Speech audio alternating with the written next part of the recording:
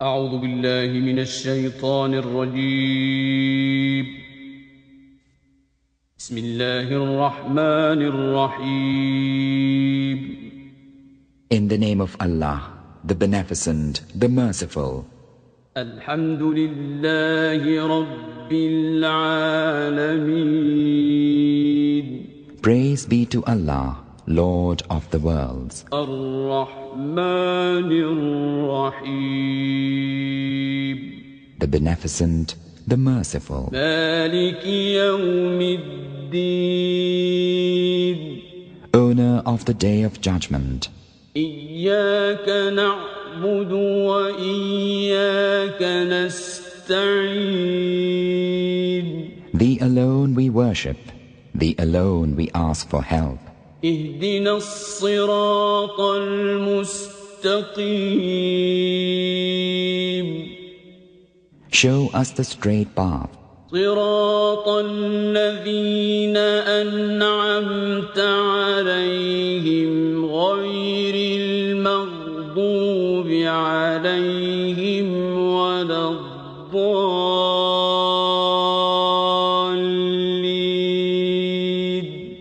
The path of those whom Thou hast favored, not the path of those who earn Thine anger, nor of those who go astray.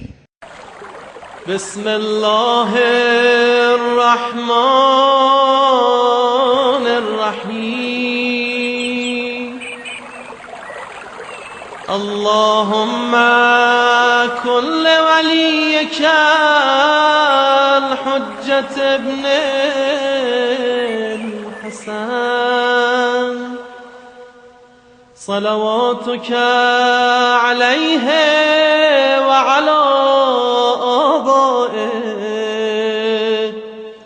في هذه الساعة وفي كل ساعة وليا وحافظا وقائدا وناصرا ودليلا وعينا حتى تسكنه أرضك طوعا وتمتعه فيها. أعوذ بالله من الشيطان الرجيم. بسم الله الرحمن الرحيم. وبه نستعين وهو خير معين. گفتگو علم اخلاق میں ہماری یقین کے حوالے سے چل رہی تھی اور مراتب یقین بیان کیے گئے تھے کہ جس میں سب سے پہلا مرتبہ ہے علم الیقین، اس کے بعد دوسرا مرحلہ تھا عین الیقین کا، تیسرا مرحلہ تھا حق الیقین کا، اور چوتھا مرحلہ تھا حقیقیت و حق الیقین، جس کو فنا فی الذات سے بھی تعبیر کیا گیا تھا. ان چاروں مراحل کی جو ہے وہ وضاحت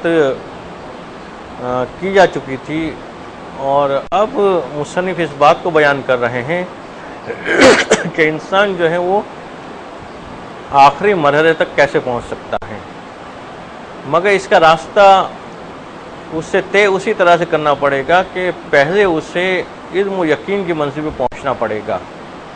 یہ نہیں ہو سکتا کہ انسان ڈائریکٹ جو ہے وہ فنا فی اللہ کی منزل پہ پہنچ جائے، بلکہ پہلے علم و یقین کی منزل پہ پہنچے گا، پھر عین الیقین کی منزل پہ پہنچے گا، اس کے بعد حق الیقین کی منزل آئے گی، اور پھر جو ہے فنا فی اللہ کی منزل آئے گی. اب ایک سوال جو کل کیا گیا تھا بعض طلاب کی جانب سے کہ آیا مثلا جو ہے اس یقین کی منزل پہ پہنچنے کے لیے ضربہ پڑھنا ضروری ہے، یا ضربہ پڑے بغیر بھی جو ہے وہ پہنچ سکتا ہے؟ تو جو پہلا مرحلہ ہے یعنی کہ علم و یقین کا، اس میں تو جو ہے غیر طالب علم بھی پہنچ سکتا ہے. اس کے لیے ضروری نہیں کہ باقاعدہ جو ہے وہ انسان مدرسے میں پہنچے، وہ تعلیم حاصل کرے وغیرہ، مگر اس کے بعد کے تینوں مرحلے ہیں وہ علم کے بغیر حاصل نہیں ہو سکتے. اور علم میں بھی بعض علماء کا کہنا ہے کہ اجتہاد کے بغیر حاصل نہیں ہو سکتے.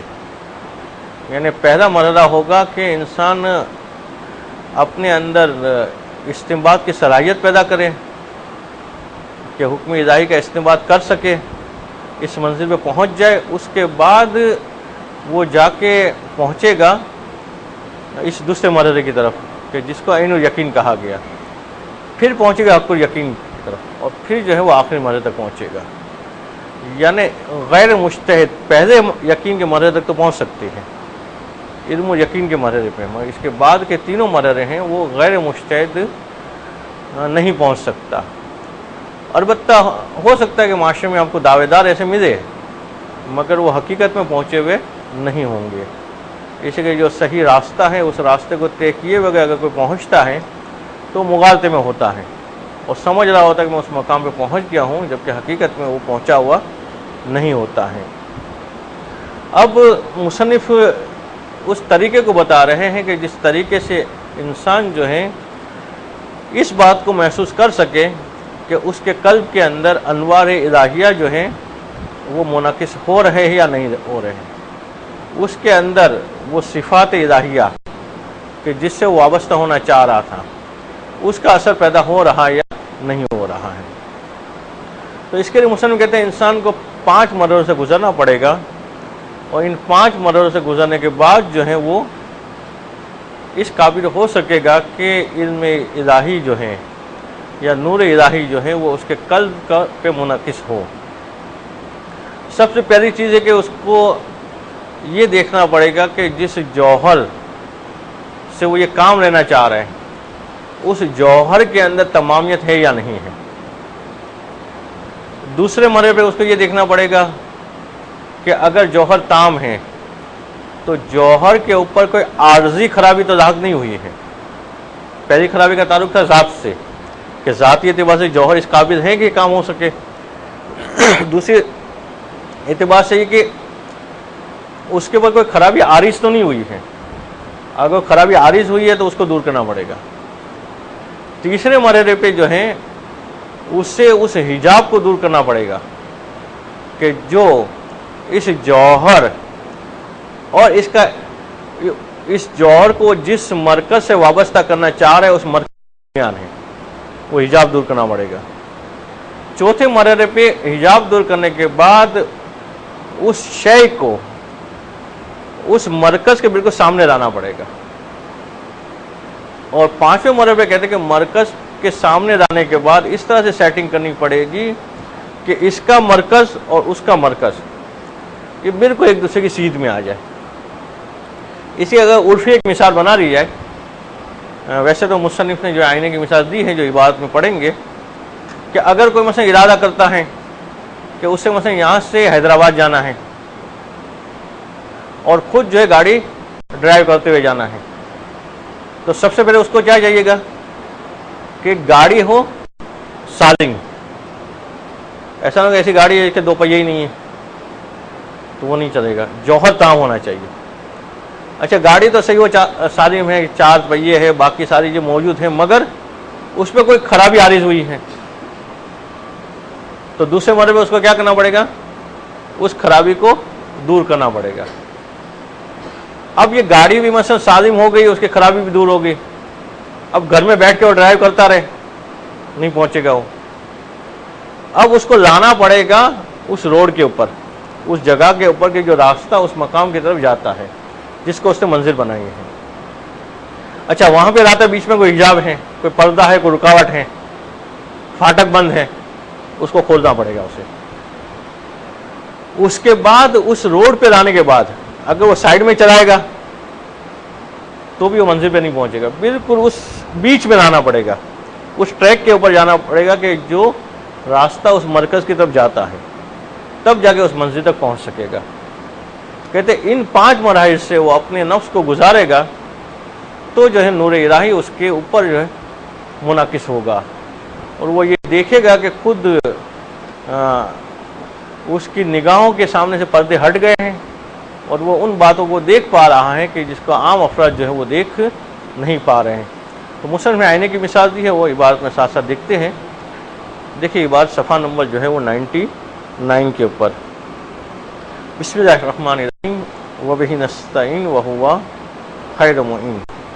ثم لا ریب فی ان یقین الحقیقی نورانی المبران ظلمات الاوہام والشکوک کے، پھر اس بات میں کوئی شبہ نہیں ہے کہ ایسا یقین حقیقی، ایسا یقین نورانی کہ جو خالی ہو اوہام کے ظلمات سے اور شکوک کے ظلمات سے، جس کے بعد اس طرح کوئی وہم نہ آئے، جس کے بعد کوئی شک پیدا نہ ہو، پکا پکا یقین ہو.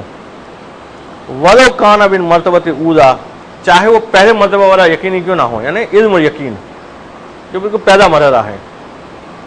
کہتے یہ والا ہی کیوں نہ ہو، لا یحصل من مجرد الفکر والاستدلال، یہ فقط غور و فکر سے اور دلیل قائم کرنے سے نہیں آ جائے گا، بلکہ اس کے لیے جو ہے وہ مجاہدہ کرنا پڑے گا، ریاضت کرنی پڑے گی، جد و جہد جو ہے وہ کرنی پڑے گی. بل یتوقف وصولہ علی الریاضت والمجاہدۃ وتذکیر نفس وتصفیتها عن قدرات ضمائم الاخلاق وصدقها، بلکہ یہ موقوف ہے، یعنی اس علم کا، اس یقین کا آنا، چاہے یقین پہلے درجے والا ہی ہو، اس یقین کا آنا موقوف ہے کہ انسان جو ہے ریاضت کرے، مجاہدہ کرے. ریاضت، مجاہدہ نے کوشش ہے، مسلسل ایک بات کی تکرار کرنا، اس کو کہا جاتا ہے ریاضت. اس کام میں آنے والی مشکلات کا مقابلہ کرنا، اس کو کہا جاتا ہے مجاہدات. تو ریاضت و مشاہدات کرے وہ تذکیر نفس سے، اور نفس کو صحیح کر دے، نفس کو دھار دے، نفس کو اس قابل بنائے کہ وہ یہ کام کر سکے. جیسے کل بھی شاید مثال میں آیا تھا کہ اگر ہم کسی چیز کو کاٹنا چاہ رہے تو لوہے کے ٹکڑے سے ڈائریکٹ کاٹ نہیں سکتے جب تک اس لوہے کے ٹکڑے کے بعد دھار نہ بنائی جائے. یہ دھار بنانا، یہ تذکیر کرنا ہے. تو اگر ہم نفس سے فیض الہی کو حاصل کرنا چاہتے ہیں تو ڈائریکٹ نفس سے حاصل نہیں کر سکتے جب تک کہ اس کے اندر وہ صلاحیت پیدا نہ کرے، اس کے وہ جو قدرتیں ہیں اس کو دور نہ کرے، اور ایسی دھار نہ بنائے کہ جس کے اوپر وہ منور ہو سکے نور الہی. وہ تصفیت، ہاں تصفیت یعنی صاف صفائی کرنا، کچرے، کوڑے کرکٹ وغیرہ کو ہٹانا. ان قدرات ضمائم الاخلاق وصدقها، کہ اخلاق کی جو پستیاں ہیں، اخلاق کی جو برائیاں ہیں اس کو اپنے قلب سے ہٹائے، اس کے بعد یہ حاصل ہو سکتا ہے. یہ نہیں کہ ہو سکتا کہ انسان کہے کہ میں یقین کے منزل پہ فائز ہوں، جبکہ ابھی اس کے دل میں جو ہے کسی کے لیے عداوت موجود ہے، کسی کے لیے بغض موجود ہیں، کسی کے لیے کینہ موجود ہیں. ابھی بھی اس کا جذبہ موجود ہے میں کسی کو گراؤں، کسی کو بڑھاؤں. ابھی اس کے اندر جذبہ موجود ہے کہ میں مثلا جو ہے وہ کسی کی برائیاں کروں، اور پھر دعویٰ کرے میں یقین کی منزل پہ ہوں، یہ ہو ہی نہیں سکتا ہے. یحصل لها التجرد التام، تاکہ تجرد تام حاصل ہو. تجرد تام میں نفس بالکل خالی ہو تمام خبائث سے، تمام پستیوں سے. تو فتوحازی شطر العقل الفعال، اب جو ہے وہ روبرو ہو سکتا ہے اس عقل کل سے کہ جس سے اس کو مستفیض ہونا ہے، جس سے اس کو مربوط ہونا ہے. فتتضح فیہا جریت الحق، کے حق کا اقتضاء ہے. تو اب پھر جو ہے جیسی چیز واضح ہونی چاہیے تھی ویسی اس کے اوپر واضح ہونے لگے گی، جیسی چیز آشکار ہونی چاہیے تھی ویسی اس کے اوپر آشکار ہونے لگے گی. کہتے وَالسِّرُّ أَنَّ النَّفْسَ بِمَنزِلَةِ مِرْآتِ، کہتے راز اس کا یہ ہے کہ نفس جو ہے آئینے کی مانند ہے. اب ہم چاہ رہے کہ سورج کی شعاعیں آئینے کے اندر منعکس ہو، آئینے پہ اس کا اثر ظاہر ہو، تو پہلے کیا کرنا پڑے گا آئینے کو.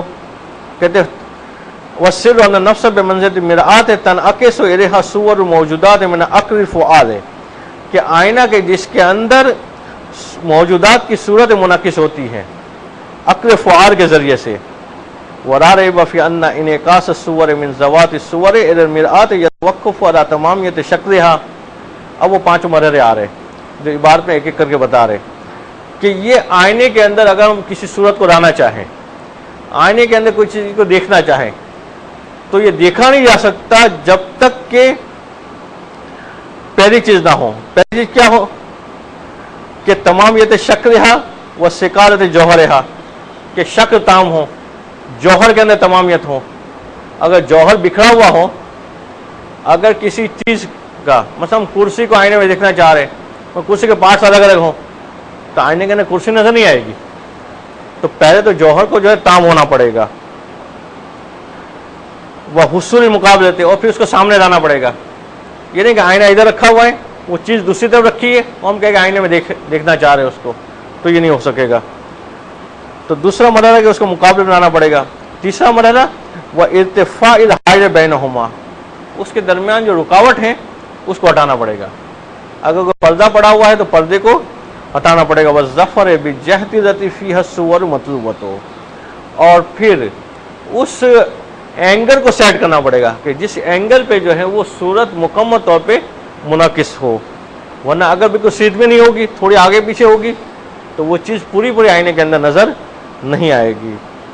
کہتے فَيَجِبُ فِي انعکاس حقائق اشیاء من عقل الی نفس. تو اب اگر انسان چاہتا ہے کہ حقائق اشیاء جو ہے نفس کی طرف، نفس میں منعکس ہو، نفس جو ہے اس میں چاہتا ہے کہ پروردگار عالم کے فیوزات منعکس ہو، تو اسے کیا کرنا پڑے گا؟ پہلے کہ الاول عدم و نقصان جوہر، ہاں پہلے تو اس کا جوہر ناقص نہیں ہونا چاہیے. یعنی انسان خود ہی پاگل رہے گا، خود ہی جو ہے وہ بچہ ہے ابھی، تو اس کا مطلب جوہر تام نہیں ہوا ہے. تو پہلے جوہر کو تام کرنا پڑے گا. تو فرا یکون کا نفس سبی ذاتی ذاتاً جلد ماتور نقصان. ہاں تو اب جو ہے وہ بچے کے اوپر یہ فیوزات منعکس نہیں ہوگی، اس لیے اس کا جوہر تام نہیں ہے. اس سے پاگل کے اوپر منعکس نہیں ہوگی، اس لیے اس کا جوہر تام نہیں ہے. تو پہلے جوہر تام ہو. تو جوہر تام کب ہوگا؟ کہ انسان جب بلوغیت کی منزل پہ پہنچے اور پاگل بھی نہ ہو، تب جا کے جوہر تام ہوگا. اب جب جوہر تام ہو گیا تو دوسرا کام کیا کرنا ہے اس کو؟ کہ وَصِفَاؤُهَا عَنْ قُدُرَاتِ ظُلْمَةِ طَبِیَّتِ وَأَخْبَاثِ الْمَعَاصِی، کہ اب جو ہے اس کو پاک کرنا پڑے گا طبیعت کے اندر جو ظلم کا جذبہ پایا جاتا ہے وہ، اور گناہوں کی خباثت سے. اب انسان بالغ کی منزل پہ پہنچ گیا، اس کا مطلب جوہر جو ہے وہ تام ہو گیا. مگر جوہر کے تام ہونے کے بعد اب اسے جو ہے اس جوہر میں جو میل کچیر ہیں اس کو صاف کرنا پڑے گا. یہ میل کچیر کو جو ہے اس کو ہٹانا پڑے گا. وہ نکاح عن رسوم العادات و خبائث شہوات، اور اس کو پاکیزہ کرنا پڑے گا عادات کی جو رسم اس میں پڑ گئی ہے اس سے، اور شہوات کے خبائث سے. تو وہ ہوا بے منزلت سقارت ان خبر سے وسعت ہے. تو یہ اس منزل پہ ہے کہ گویا اس کو جو ہے وہ خبر سے پاک کیا جا رہے ہیں اور برائیوں سے پاک کیا جا رہے ہیں. تو سب سے پہلا مرحلہ کیا ہوا؟ انعکاس سے انوار الہیہ کے لیے. جی عادی صاحب، پہلا مرحلہ کیا تھا اس میں؟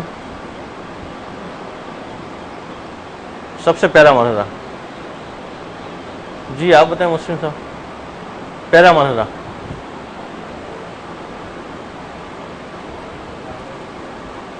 بتائیں، پہلا مرحلہ کیا تھا اس میں؟ جی ہاشمی صاحب.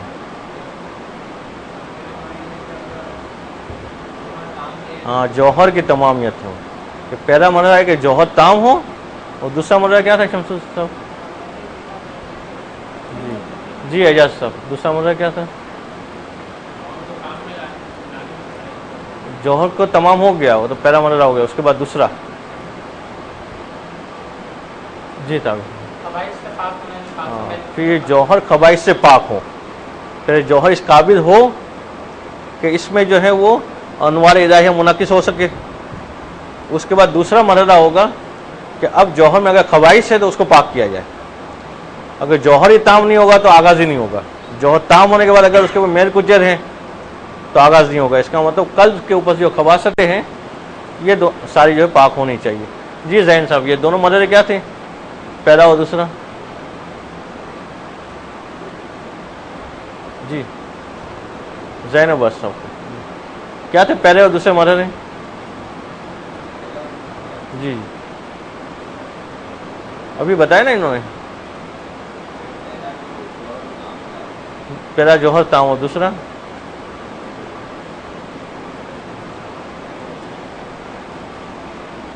جی دانش صاحب دوسرا کیا تھا اس میں؟ ہاں پھر جوہر کے اندر جو خبائث ہیں اس سے اس کو پاک کرنا. ایک سلوات پڑے وہاں.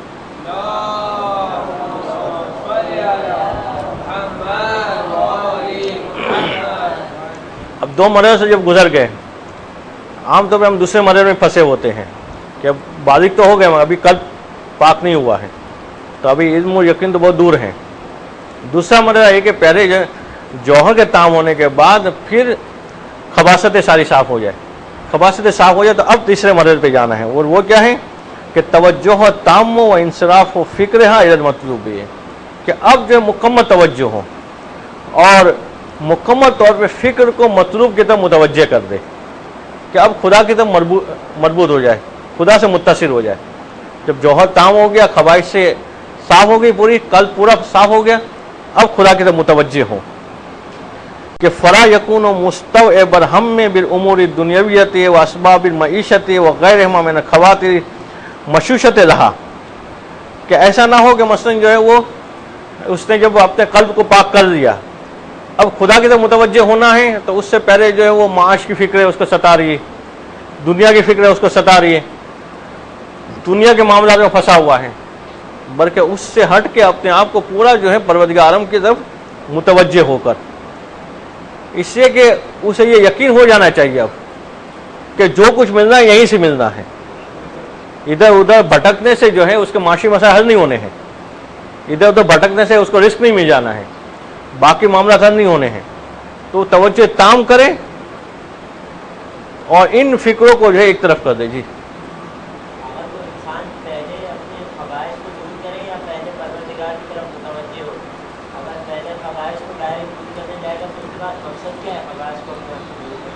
تاکہ وہ تیسرے مرحلے پہ پہنچ سکے، کہ اس قابل ہو سکے کہ اپنے آپ کو پروردگار عالم کے سامنے مثلا پیش کر سکے، کہ نور الہی جو ہے اس کے قلب میں آ سکے۔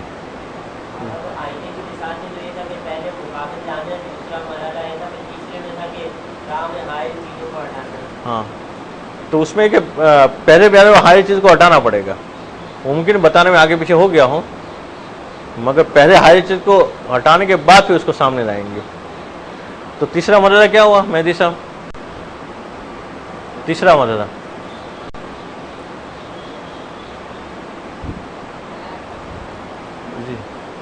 جی حسن نذیر صاحب، تیسرا مرحلہ آپ بتائیں حسن جی۔ ہاں، اب تیسرے مرحلے پروردگار عالم سے متوجہ ہو، جوہر تام ہو گیا، قلب پاک ہو گیا، اب اس کو جو خدا کی طرف متوجہ کرنا ہے۔ جی بعض وقت یہی ہوتا یہی ہے کہ بعض وقت پوری زندگی جو قلب کو صاف کرنے میں گزر جاتی ہے، تو وہ علم و یقین تو دور رہ جاتا ہے، تیسرے مرحلے پہ نہیں پہنچ پاتے ہیں۔ تو ان مراحل اگر جلدی گزر جائیں گے تو اس مقام پہ پہنچ پائیں گے۔ تو یہ قلب کی صفائی میں بعض اوقات زندگی گزر جاتی ہے، اس لیے کوشش یہ ہونی چاہیے کہ اس کو جو ہے جلدی اس مرحلے سے گزرے۔ جی جی کیا چیز؟ جی جی جی ہاں، یعنی یہ توجہ ہے کہ انوار الہیہ منعکس ہو، اس لیے قلب کی پاک کی اور ارادہ کر رہا ہے اس مقصد کو حاصل کرنے کے لیے، تب بھی خدا کی طرف متوجہ ہے، خدا کی خاطر قلب کو پاک کرنا شروع کیا اس نے، مگر ابھی مقصد کو حاصل نہیں کیا ہے، بس قلب کو پاک کر کے اب متوجہ ہوگا تو نور الہی جو ہے منعکس ہونا شروع ہوگا۔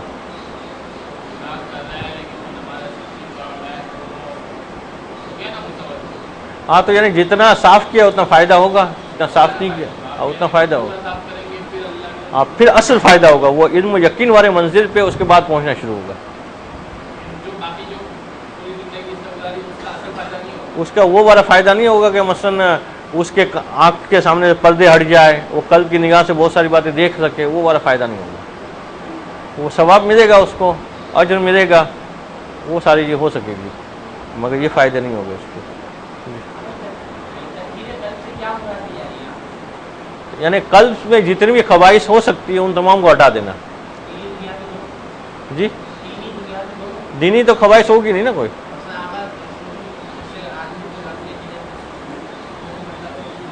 کیا مثلا وہ سب دنیاوی ہو جائے گا نا، اگر بری نیت ہے یا شہرت کی خواہش ہے تو وہ خود دنیاوی ہو گئی، یعنی دنیاوی خبائث جتنے بھی ہیں اس سے صاف کرنا پڑے گا کہ خالص قدر فقط جو ہے پروردگار عالم کے لیے۔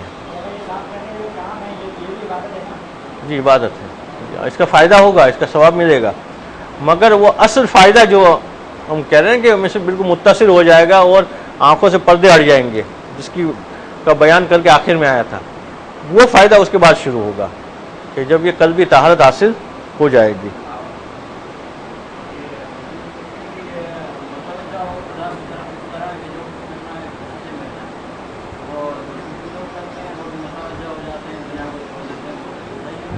نہیں، وہ تو ایک دن پہلے ہم نے بیان کیا نا کہ وہ صرف دعویٰ ہوتا ہے متوجہ ہونے کا، باقی جو ہے وہ متوجہ نہیں ہوتے۔ اسے پروردگار عالم نے کہیں یہ نہیں کہا کہ دنیا کو چھوڑ کے جو ہے اس کی تو متوجہ ہو، دنیا میں رہنا ہے مگر دنیا کا نہیں بننا ہے۔ جیسے کشتی کی مثال دی تھی ہم نے کہ انسان کشتی پانی میں ہی چلائے گا، زمین پہ تو نہیں چلائے گا، دنیا میں ہی آگے بڑھنا ہے آخرت کے لیے، مگر کشتی کو ڈبو نہیں دینا ہے پانی میں، یعنی آخرت کی طرف سفر آگے بڑھانا ہے۔ تو تیسری چیز کیا ہوئی ذہن صاحب؟ تیسرا مرحلہ کیا ہوا جی؟ ہاں، پروردگار عالم کی طرف متوجہ ہونا، ٹھیک ہے۔ اب چوتھا مرحلہ اس کے بعد آئے گا۔ تو تیسرا کیا کہ وہ توجہ ہو تام و انصاف و فکر ہے مطلوب فلا یکون مستوعبا ہم میں بالامور الدنیوی آتی ہے کہ دنیاوی معاملات کی وجہ سے وہ پریشان نہ ہو، وہ اسباب معیشت ہے، وہ اسباب معیشت میں وہ مبتلا نہ ہو، وہ غیر من خواتی مشوشت رہا اور دوسرے خیالات جو اس کے ذہنوں میں آتے ہیں اس میں نہ ہو، بلکہ فقط و فقط اس کی نگاہ میں جو ہے وہ پروردگار عالم کی ذات ہو، اس کی خوشی ہو ہر کام کرتے وقت۔ اس کے بعد چوتھا مرحلہ کیا آئے گا کہ وہ تقریت ہاں یعنی تعصب و تقریر دے کہ پروردگار عالم کے متوجہ ہوتے وقت بھی وہ تعصب اور تقریر سے جو ہے وہ مبرہ ہو جائے۔ تعصب و تقریر جو ہے وہ بعض اوقات اسے حق تک نہیں پہنچنے دیتے، وہ دیکھ رہا ہوتا ہے حق یہ ہے مگر وہ کہتا ہے کہ مثلا میرے والد یہ کہتے ہیں، میرے بھائی یہ کہتے ہیں اور میں ان کی مخالفت کیسے کروں، یا مثلا میرے خاندان والے یہ کہتے ہیں ان کی مخالفت کیسے کروں، اور اس کی وجہ سے بعض انسان حق سے ہٹ جاتا ہے۔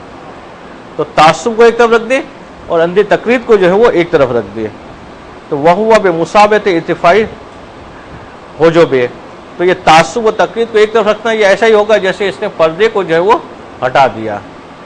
جی چوتھا مرحلہ کیا ہوا سجاد صاحب؟ چوتھا مرحلہ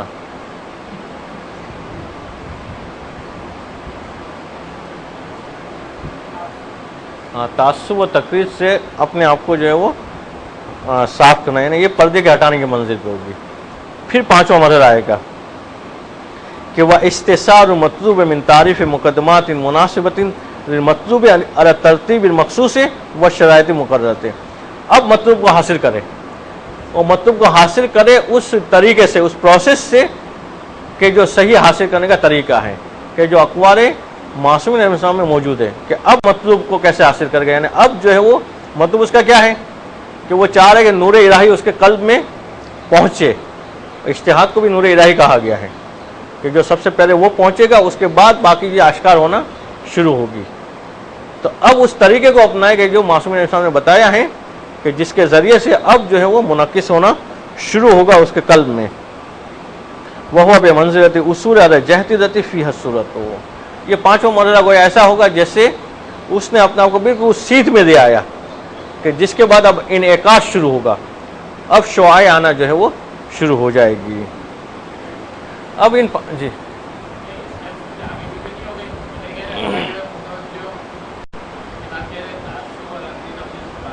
جی جی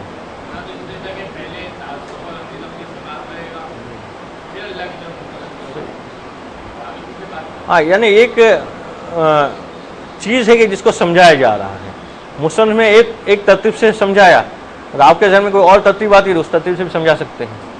اصل ہدف ہے کہ علم و یقین تک پہنچنے کے ان 5 مراحل سے گزرنا پڑے گا۔ اب ہو سکتا ہے کہ مثلا چوتھا مرحلہ آپ کو 3 سے پہلے جانا ہو، اس طرح سے جا سکتے ہیں، ان مراحل سے گزرنا پڑے گا مختصر کہ اس کے بعد پہنچ سکیں گے۔ اب ان مراحل کی تائید کے لیے جو ہے بعض احادیث بھی پیش کر رہے ہیں کہ ولولا هذه اسباب المانعه للنفوس عن حفاظت الحقائق یقینیت الیها لكانت عالمه بجميع الاشیاء المرتسمه في العقول الفعالیہ، کہ اگر یہ اسباب مانعہ نہ ہوتے نفوس کے لیے، یہ رکاوٹیں نہ ہوتی جو حقائق تک پہنچنے کے لیے انسان کی رکاوٹیں، اگر یہ نہ ہوتی تو انسان جو ہے تمام اشیاء کو جانتا اور اس کی حقیقت کے ساتھ جانتا. وہ یہ جانتا کہ آگ کو حرارت کون سی صفت نے دی ہے, کس صفت کی وجہ سے آگ کے اندر حرارت ہے. وہ یہ جان دیتے کہ برف کے اندر ٹھنڈک کس صفت کی وجہ سے. پروردگار عالم نے اس کی ٹھنڈک کے لیے کس چیز کو عزت بنایا, اور اس طرح کائنات کی تمام اشیاء کی حقیقت ہے اس کے اوپر جو ہے وہ منعکس ہونے لگتی کہ اس کل نفس لکونھا امرا ربانیا و جوہرا مرکوتیا فہی بحسب فطرت صالحۃ لمعرفت حقائق. اسے کہ ہر نفس, جانور کی بات نہیں ہو رہی, انسانوں کی بات ہو رہی کہ ہر نفس کے اندر بذات خود صلاحیت ہے, اسے امر ربانی ہے. انسان کو پروردگار نے نفس دیا, اور اس نفس کو قرآن نے کیا کہا کہ یہ میرا امر ہے. جب سوال کیا گیا کہ یہ روح کیا ہے, نفس کیا ہے, تو پروردگار نے تعبیر کیا اس کو اپنے امر سے کہ انسان کے قلب میں جو موجود چیز ہے وہ میرا امر ہے. تو یہ امر ربانی ہے اور جوہر ملکوتی ہے. اس کے اندر یہ صلاحیت ہے کہ جو فیوزات الہیہ کو حاصل کر سکے اور حقائق کی بے عینی ہی معرفت حاصل کر سکے. جو چیز جیسی ہے ویسے ہی اس کی معرفت حاصل کرنے کی اس کے اندر صلاحیت ہے. وَرَزَا امتازت عن سائر مخلوقات من السماوات والارض والجبال وصارت قابلۃ لحمل امانۃ اللہ التي هي المعرفت والتوحید. کہتے اسی وجہ سے باقی تمام مخلوقات سے انسان ممتاز ہوا. پہاڑ امر الہی کو اٹھانے کی صلاحیت نہیں رکھتا ہے, آسمان امر الہی کو اٹھانے کی صلاحیت نہیں رکھتے, زمین کے اندر یہ صلاحیت نہیں ہے. یہ انسان کا قلب اس قابل ہے کہ امر الہی کو یہ اٹھا سکے. جی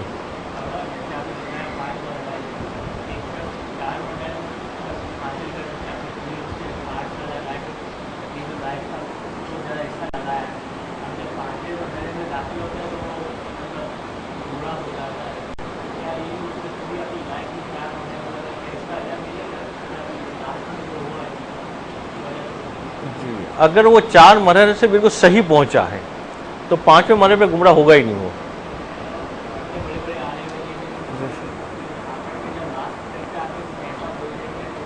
وہ اس کی وجہ جو ہے وہ شروع سے ہوئی ہوتی ہے. جب مثلا جو ہے آپ کسی مقام پہ پہنچ کے آپ کو پتا چلا کہ آپ غلط جگہ پہ آ گئے, تو آپ کو پتا ہے اس جگہ پہ جا کے چلا, مگر غلطی وہاں نہیں ہوئی ہے, غلطی شروع میں کہیں ہوئی ہے کہ کوئی غلط راستہ اختیار کیا جس وجہ سے غلط جگہ پہ پہنچے ہیں.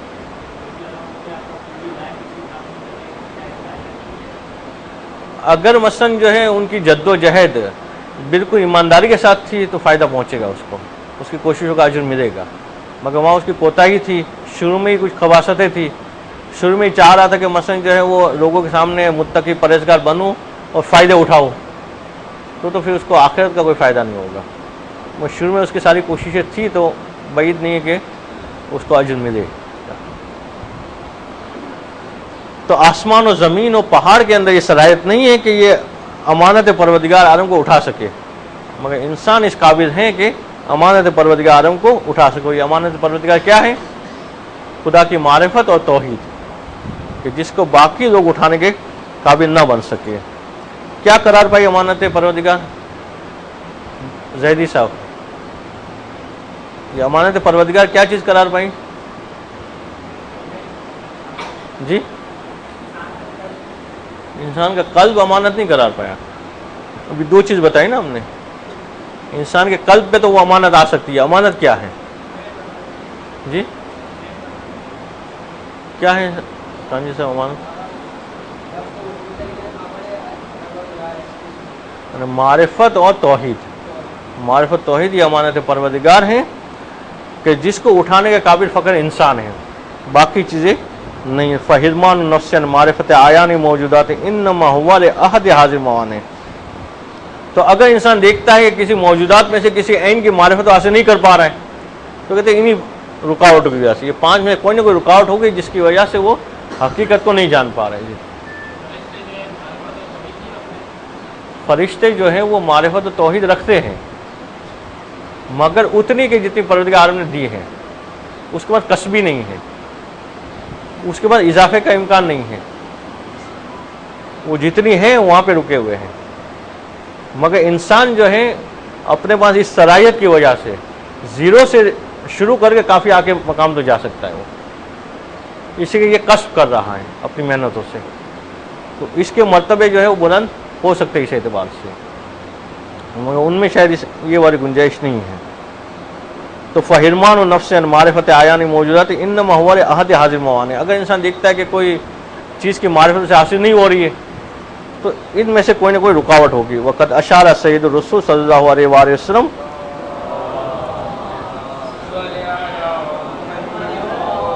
اذا مانع التعصب والتقلید بقولہ صلی اللہ علیہ وسلم۔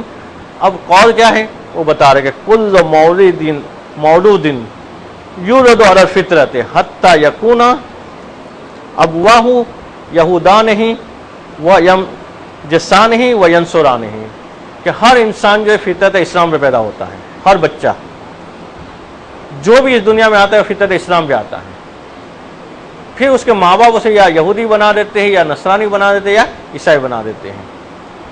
تو یہ بلوغیت کے بعد یہ تعصب و تقلید کی وجہ سے وہ حق تک نہیں پہنچ پاتا۔ اگر یہ تعصب و تقلید رکاوٹ نہ ہوتی تو وہ فطرتاً جو ہے وہ حق پر پہنچنے والا ہوتا۔ اگر اس کے ماں باپ اس کو یوں ہی چھوڑ دیتے کہ تو خود فیصلہ کر، تو وہ یہی توحید والا فیصلہ کرتا۔ وَإِلَى مَانِعِ قَدُرَاتِ الْمَعَاصِي وَصَدِّهَا بِقَوْلِهِ صلی اللہ علیہ وآلہ وسلم۔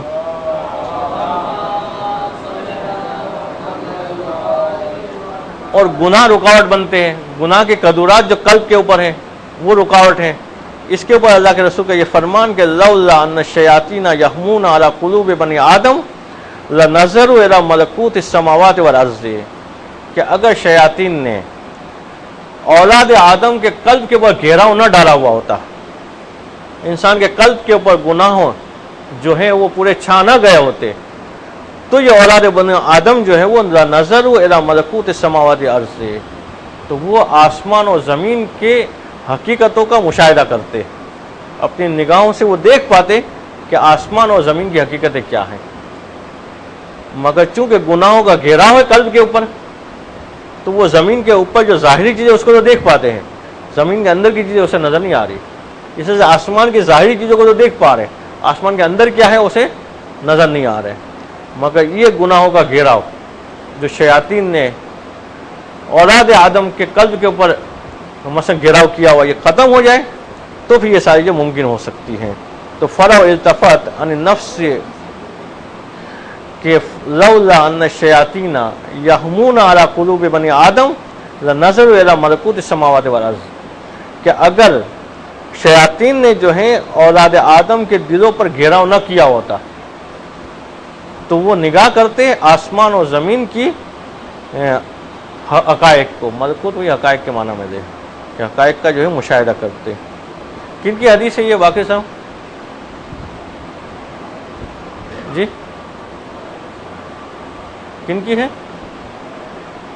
اچھا جی کامران رسول اللہ صلی اللہ علیہ وسلم کی۔ فلو التفت عن النفس حجب السیئات والتعصب، کہ اگر نفس کے اوپر سے یہ گناہوں کے پردے ہٹ جائے، تعصبات کے پردے ہٹ جائے، وہ حاضت شطر حق کے اول ہے، اور یہ بالکل سامنے آ جائے شطر حق کے اول کے، نفس اور شطر حق کے اول بالکل ایک دوسرے کی سیدھ میں آ جائے، تو تجلت لہا صورت و عالم الملک و شہادت باسرہا، تو پھر اس کے قلب کے اوپر عالم کی ساری چیزیں جو ہے منور ہو جائے گی، ساری کی ساری چیزیں جلوہ افروز ہو جائے گی، سب چیزیں اسے نظر میں آ جائے گی اگر یہ پردے گناہوں کے ہٹ جائے اور یہ بالکل اس کی سیدھ میں آ جائے۔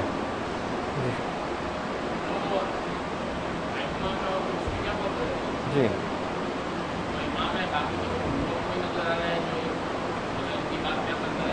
جی جی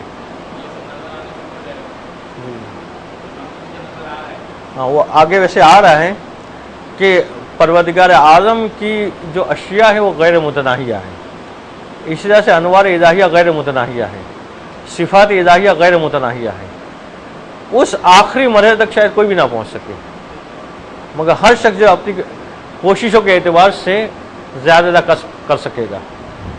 جیسے انسان نے نگاہ کو تیز کر دیا، اتنا تیز کیا کہ 10 کلومیٹر دیکھ سکتا ہے تو وہاں تک دیکھے گا، دوسرے نے اس سے زیادہ تیز کیا تو 20 کلومیٹر کا دیکھے گا، آخری مرحلے تک تو معصوم علیہ السلام کو جو نگاہ حاصل ہے اس مقام پہ تو کوئی بھی نہیں پہنچ سکتا، غیر معصوم جو ہے وہ۔ اور بعض مقامات پہ، مگر وہ ابھی شاید بتانا مناسب نہیں، جب وہ بات آئے گی تب بیان کریں گے، ورنہ غلط فہمی ہو سکتی ہے کہ ایک وہ مقام ہے کہ شاید وہاں پہ کوئی بھی نہ پہنچ سکے، کہ اذ ہوا متناہ یمکن ظہر احاطۃ بہ، اسے کہ انسان بعض چیزیں ایسی ہیں کہ جو ایک ایسے انتہا پہ ہے کہ جہاں انسان جو ہے وہ اپنی نگاہ کر سکتا ہے، وصورت عالم ملکوت و جبروت بقدر ما یتمکن منہ بحسب مرتبتہ، اس کا جتنا مرتبہ ہوگا اتنا جو ہے وہ ملکوت اور جبروت کے دونوں عالم کی صورت ہے اس کے سامنے ظاہر ہونا شروع ہو جائے گی۔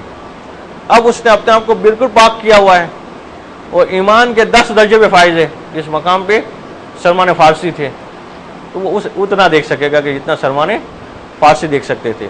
اس نے اپنے آپ کو اتنا طاہر کیا کہ جتنا حضرت ابوذر غفاری نے پاک کیا تھا تو اتنا دیکھ سکے گا جتنا حضرت ابوذر دیکھ پاتے تھے۔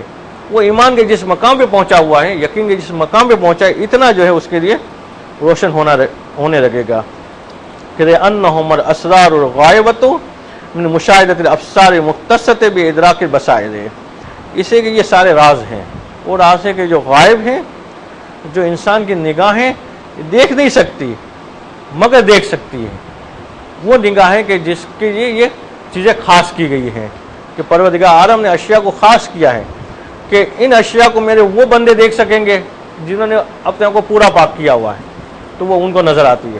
بعض اشیاء کے پروردگار عالم نے رکھا کہ یہ میرے وہ بندے دیکھ سکیں گے کہ جس نے اپنے آپ کو 90% پاک کیا ہے، تو وہ اشیاء وہ دیکھ سکتے ہیں، کہ جو اشیاء ان کے لیے خاص ہیں وہ اشیاء جو اس کے سامنے روشن ہو جاتی ہیں۔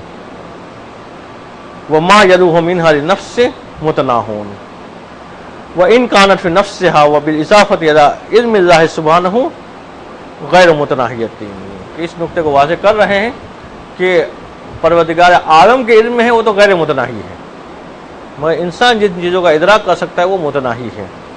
اب اس میں خود اسی نقطے کی تھوڑی وضاحت آئے گی کہ مثلا جو ہے انسان کا ادراک کس حد تک جا سکتا ہے اور اس کے آگے کی چیزوں کی حد تک وہ کیسے نہیں پہنچ پاتا ہے، وہ کیوں نہیں پہنچ پاتا ہے۔ تو نفس مجرد کرنے کے لیے جی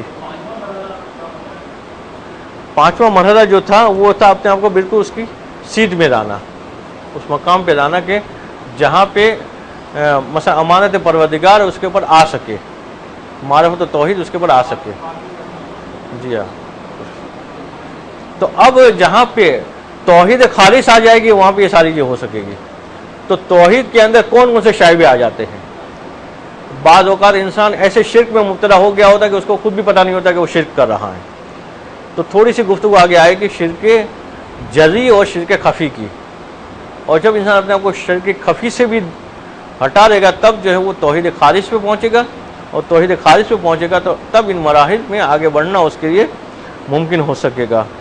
تو انشاءاللہ آگے پڑھیں گے۔ صلوات پڑھیں محمد۔